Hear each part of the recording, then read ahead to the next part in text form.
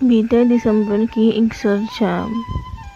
अपने लबों पे 2 उंगलियां रखे, होंठों से भाप का धुआं उड़ाते जैसे किसी खाली सिगरेट के कैच लगाते। मुझे देख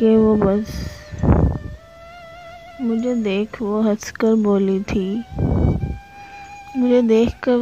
बोली थी, सुनो तुम्हें पता तो है ना, मुझे दायरे बनाते धुएं के मरगोले कितने अच्छे लगते हैं। मगर तुम सिगरेट नहीं पीते हो, फिर भला क्या खाक जीते हो। काश तुम्हें ये भूख लगे, किसी जोगन का रोग लगे, फिर तुम्हारी दुआ पूरी हुई, एक और बर्बादी जरूरी हुई। अब मैं धुएं में डूबा रहता हूँ, खुद से रूठा रहता हूँ।